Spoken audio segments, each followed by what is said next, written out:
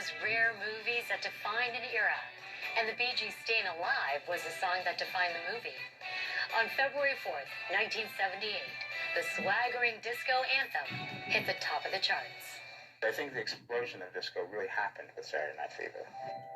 This word disco was floating out, not just in New York or across the country, but across the world. I mean, it was going like wildfire. So everybody was, fashion came out of it, new fashions came out, new looks, new dances. Everybody began to dance together again. Acrobatic dancing came out of it again. Saturday Night Fever crystallized the birth of the disco movement, and its music was a major part of that. Ironically, when the producers went in search of the perfect soundtrack, they found it had already been written. We were recording our new studio album when the Fever project was being filmed, and we'd written all the songs before we knew that they wanted the song. They rang us up, can you do the music to Saturday Night Fever? And we said, we can't, we're making our new studio album. But however, we've got songs ready written for our new studio album, which if you want, you can use in the film. We'd already written Staying Alive, Night Fever, If I Can't Have You, How Deep Is Your Love, and so forth. They were already written, so they were placed in with the film long before we saw the movie. Even though the songs hadn't been composed for a disco audience, the Bee Gees' contributions to Saturday Night Fever worked seamlessly in the movie's context. The thing that was different for disco, as opposed to rhythm and blues and pop music, it just allowed everybody to dance on every beat. It wasn't, rhythm and blues is a 2 and a 4, rock and roll is a 1 and a 3, and it was always been separated ethnically.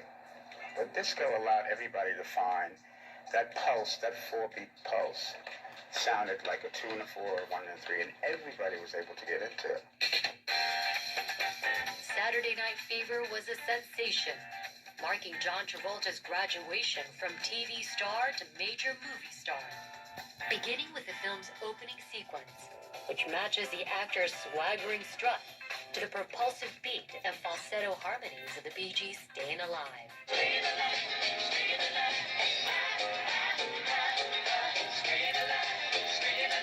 I knew something was going on because the music was like, I knew it was hits.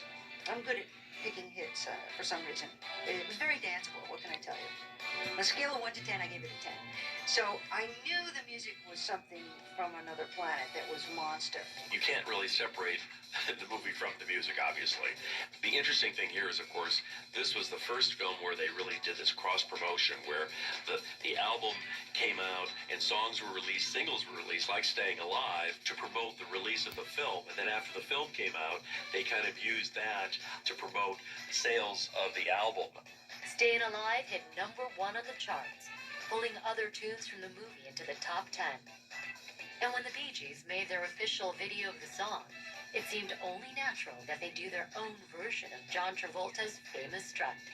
In fact, the pairing of the song and the strut were so iconic, they became fodder for parody.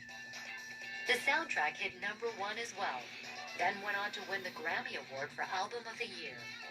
The phenomenal success of Saturday Night Fever made disco superstars of the Bee Gees, though they weren't entirely comfortable with their new image. We were never a group that went to the studio churning out songs for clubs, people to dance to in white suits. We never put the name disco music on our records. We were into black-orientated progressive music. This is what we were doing, and they called it disco in the films.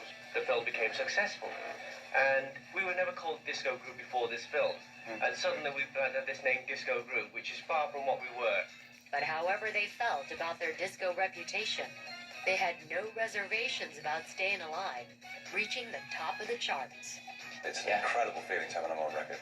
It's like the first time you hear the new record on the radio for the first time. Yeah. You go, oh, it's on. You still get that buzz. It just made everybody feel good. It just made everybody feel good. The album you can buy the album makes you feel good. You look at the movie again, it still makes you feel good.